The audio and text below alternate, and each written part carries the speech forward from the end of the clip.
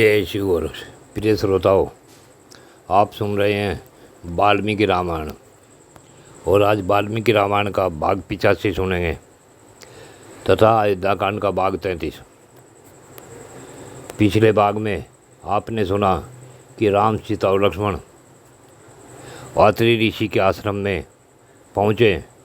वहाँ उन्होंने बड़े ही प्यार से ऋषि जी के पैर छुए तथा माता सीता देवी अनुसुईया के पास पहुंची।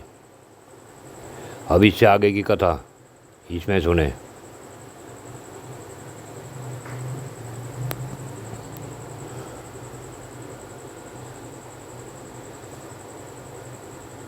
माता अनुसुईया बोली कि ये बेटी, सुस्पष्ट शब्दों में यह विचित्र एवं मधुर प्रसंग सुनाया। तुम्हारा स्वयंवर जिस प्रकार हुआ था वह सब मैंने सुन लिया। सीता अब रात हो गई, यह नक्षत्रों से सज गई है। आकाश में चंद्रदेव चांदनी की चादर ओढ़े उदित दिखाई देते हैं। अतः अब जाओ, मैं तुम्हें जाने की आज्ञा देती हूँ। जाकर श्री रामचंद्र जी की सेवा में लग जाओ। तुमने अपनी मीठी मीठी बातों से मुझे भी बहुत संतुष्ट किया है। बेटी मिथिलेश कुमारी, पहले मेरी आंखों के सामने अपने आप को अलंकृत करो। इन दिव्य वस्त्र और आभूषणों को धारण करके इनसे सुशोभित हो मुझे प्रसन्न करो।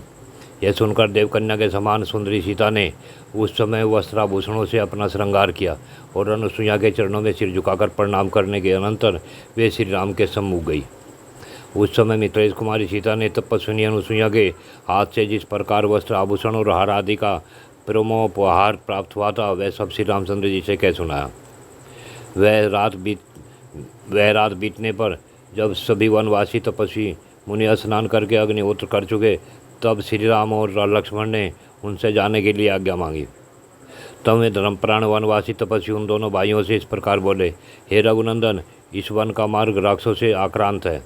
यहाँ उनका उपद्रव होता रहता है। इस विशाल वन में नाना रूपधारी नरभक्षी राक्षस तथा रक्तभोजी हिंसक पशु निवास करते हैं।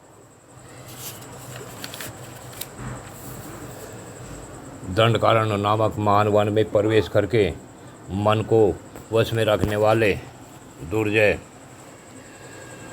वीर श्री राम ने तपस्वी मुनियों से बहुत से आश्रम देखे। श्री राम तथा यशस्विनी सीता को देखकर वे दिव्य ज्ञान से संपन्न महर्षि बड़ी प्रसन्नता के साथ उनके पास गए।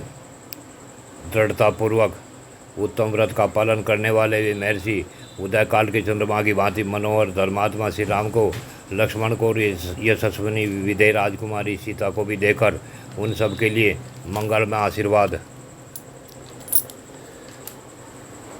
देने लगे। उन्होंने उन तीनों को आदरणीय अतिथि के रूप में ग्रहण किया।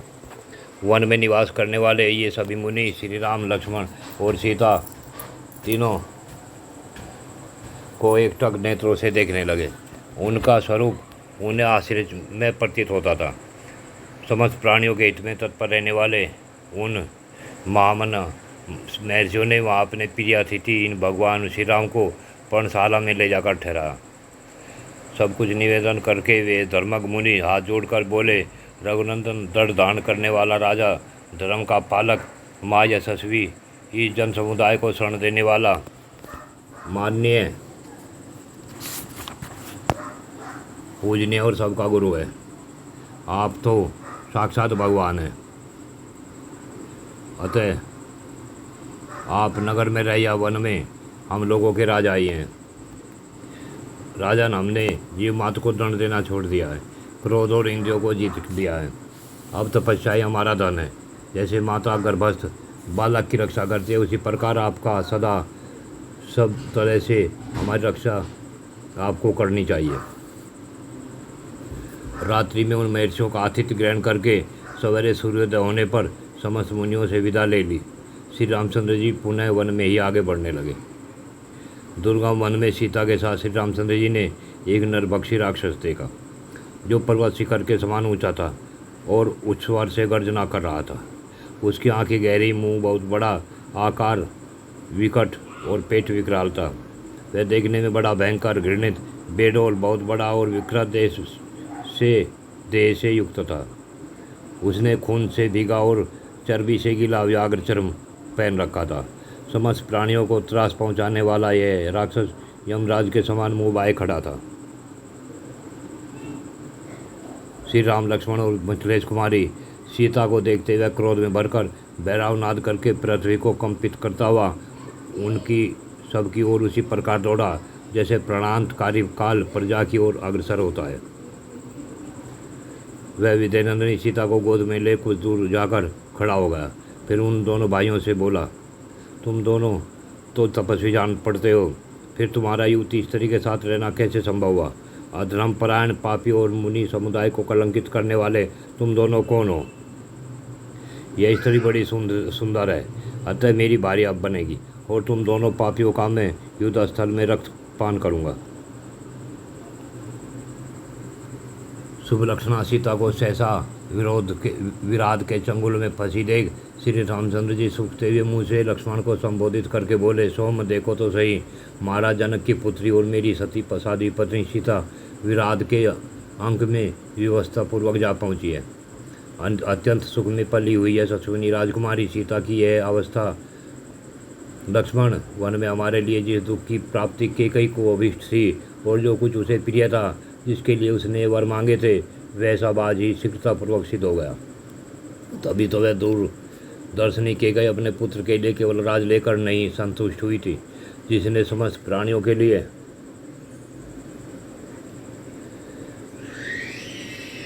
प्रिय होने पर भी मुझे वन में भेज दिया। वह मेरी मजली माता केकई आज इस समय सफल मनोरथ हुई है। विजय नंदिनी का दूसरा कोई स्पर्श कर ले, इससे बढ़कर दुख की बात मेरे लिए और क्या हो सकती है। सुमित्रानंदन पिताजी की मृत्यु तथा अपने राज्य के अपहरण से भी उतना बड़ा मुझे दुख नहीं हुआ जितना अब हुआ है। श्री रामचंद्र जी के ऐसा कहने पर शोक के आंसू बहाते हुए लक्ष्मण कुपित हो मंत्र से अवरुद्ध हुए सर्प की भांति फुफकारते हुए बोले, मैं अभी कुपित होकर अपने बाण से इस राक्षस का वध करता हूँ। आज यह पृथ्वी मेरे द्वारा मारे गए प्राण सुन विराध का रक्त पिएगी। राज की इच्छा रखने वाले भरत पर मेरा जो क्रोध प्रकट हुआ था, उसे आज मैं विराध पर छोड़ूंगा, जैसे वज्रधारी इंद्र पर्वत पर अपना वज्र छोड़ते हैं।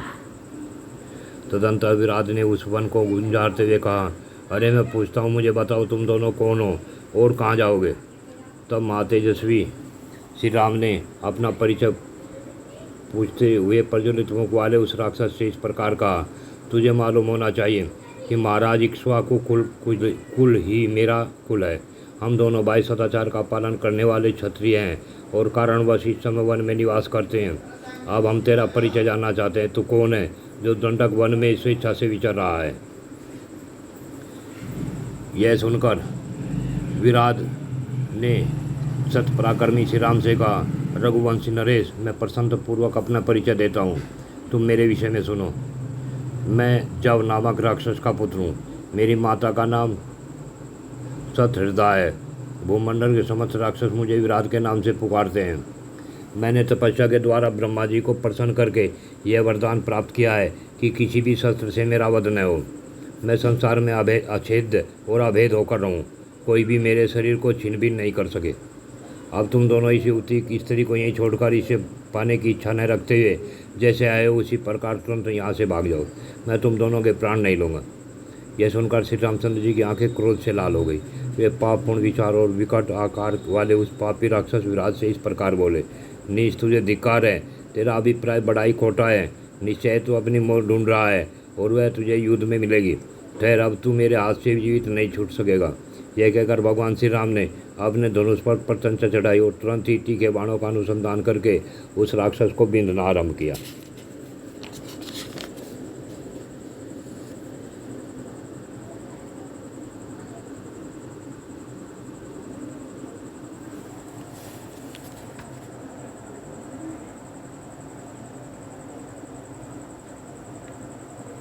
लेकिन उन्होंने प्रत्यंचायुक्त धनुष के द्वारा विराट के ऊपर लगातार 7 बाण छोड़े, जो गरुड़ और वायु के समान महान वेगशाली थे और सोने के पंखों से सुशोभित हो रहे थे। प्रज्वलित अग्नि के समान तेजस्वी और मोर पंख लगे हुए बाण विराट के शरीर को छेद कर रक्त रंजित और पृथ्वी पर गिर पड़े।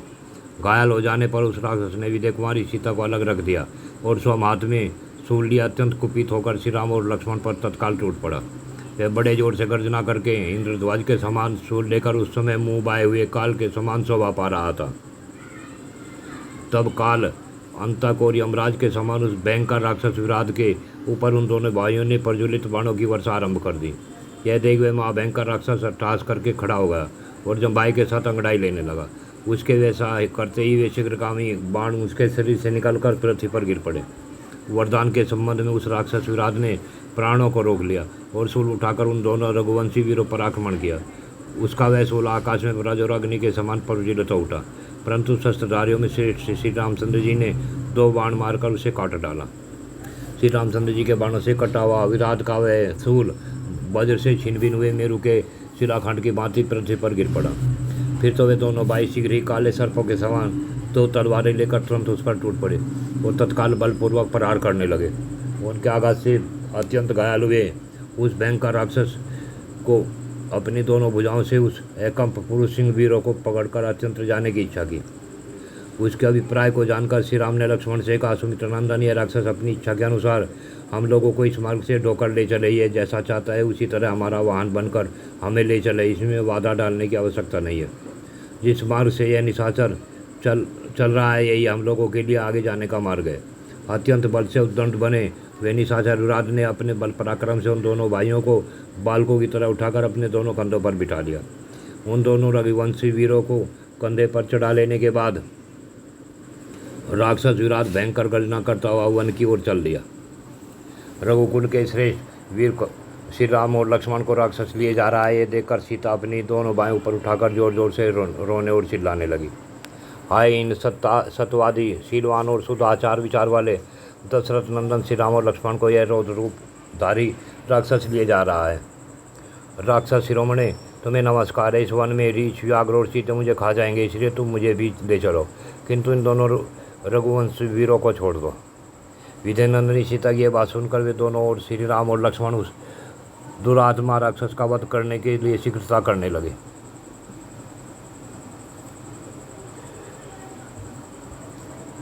भुजाओं के सुमित्रा कुमार लक्ष्मण ने उस राक्षस की बाईं और श्री राम ने उसकी दाहिनी बाँह बड़े वेग से तोड़ डाली। भुजाओं के टूट जाने पर वह मेघ के समान काल राक्षस व्याकुल हो गया और शीघ्र ही मूर्छित होकर वज्र के द्वार टूटे हुए पर्वत शिखर की भांति पृथ्वी पर गिर पड़ा।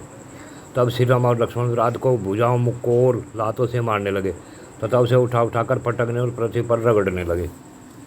बहुसंख्यक बाणों से घायल और तलवारों से क्षतविग्रस्त होने पर पृथ्वी पर बार बार रगड़ा जाने पर भी वह राक्षस मरा नहीं।